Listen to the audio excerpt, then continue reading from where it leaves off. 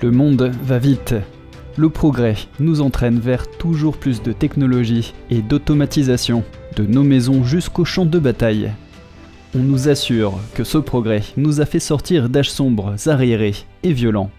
Vraiment.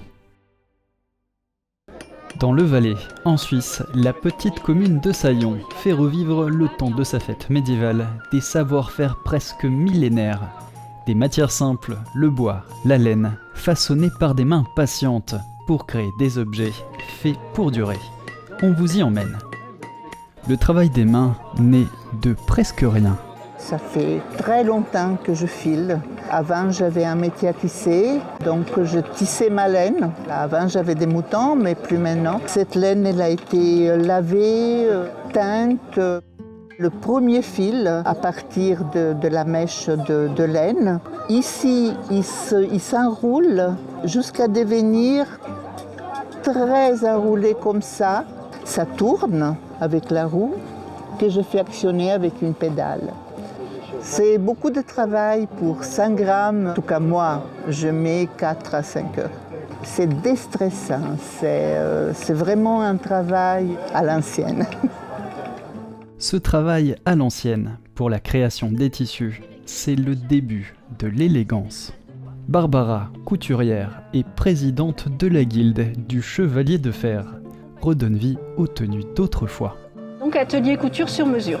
Donc en fait j'explique un petit peu sur les stands comment était la mode en 1000 ans d'histoire, de Byzance jusqu'à la Renaissance, en passant par toutes les classes sociales, que ce soit du paysan, du clergé, de la noblesse. Je peux vous montrer ce que je porte sur moi. C'est une cotte, c'est une robe en fait qui vient sur le dessus avec des triangles sur les côtés. Sur le dessous, je ne devrais pas vous le montrer mais je le fais, c'est la chance.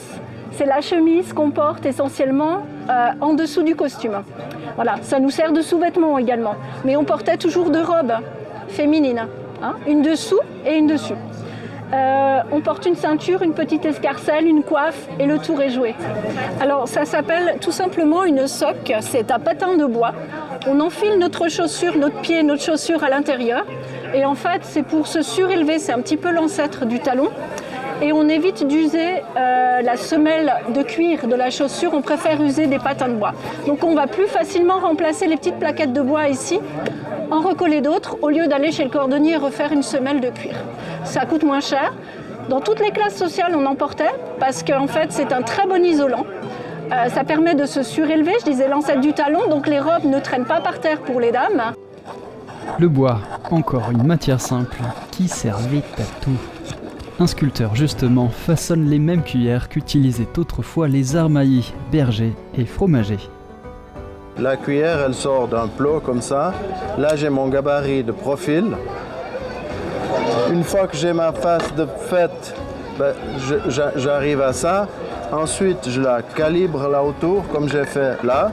Je calibre la forme, je façonne le revers.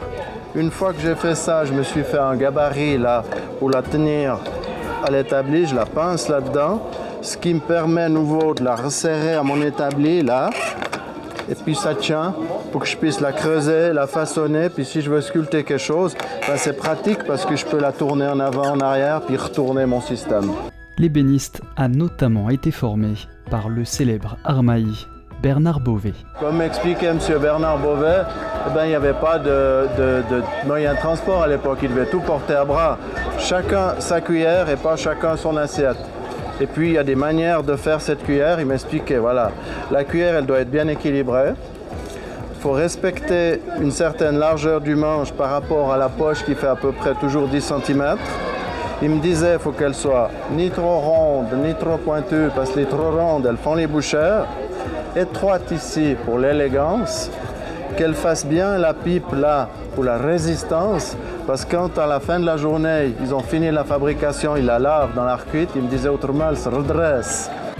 Le bois massif, travaillé avec des outils anciens, donnait naissance à des objets faits pour durer, pensés pour se transmettre de génération en génération.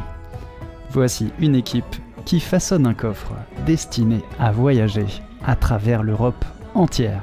Suite à une discussion avec les responsables de la fête, ils ont fait une immense broderie. Ils étaient intéressés par un contenant. Ils nous ont commandé le coffre qui sera le contenant de la tapisserie qui va circuler en Europe dans des expositions. En cumulé, je pense qu'on a entre 100 et 120 heures de travail. Tout le projet a été fabriqué avec des objets anciens. À RMS, on a un local où on récolte des objets, où je suis responsable. Donc j'ai repris des éléments qui sont très anciens et qui n'ont plus servi, je pense, pendant 30 à 40 ans. Qu'on a juste aiguisé et qu'on a refait revivre pour la fête. Ça, c'est l'objet qu'on a fabriqué sur les 3 jours.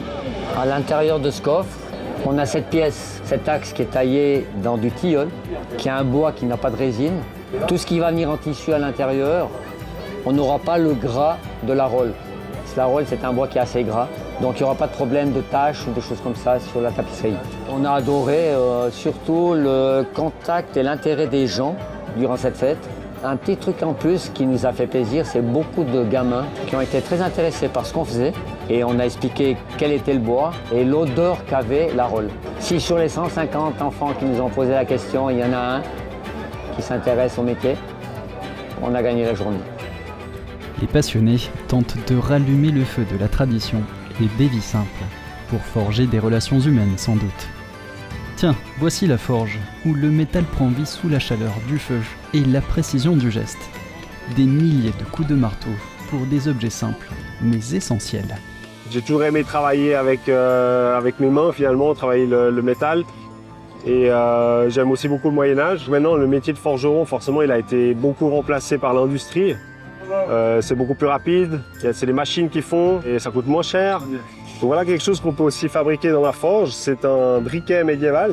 C'est une pièce en acier, en le frappant contre un silex, ça nous permet de faire des étincelles. Avec de l'amadou, c'est un champignon.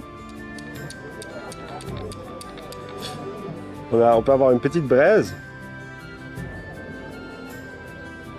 On peut souffler, entretenir et puis après avec de la paille et puis on peut démarrer un feu avec ceci. Un autre travail du forgeron, c'est de fabriquer des clous. À l'époque, un forgeron pouvait faire en moyenne 2 à 3 000 clous dans une journée. Pour construire des maisons, il faut beaucoup de clous, alors il faut une grosse production. Réveiller les gestes d'autrefois, c'est faire revivre notre histoire. La fête s'achève, mais les sons du Moyen-Âge résonnent encore. Alors, qui a vraiment envie de vivre dans un monde d'IA et de robots ?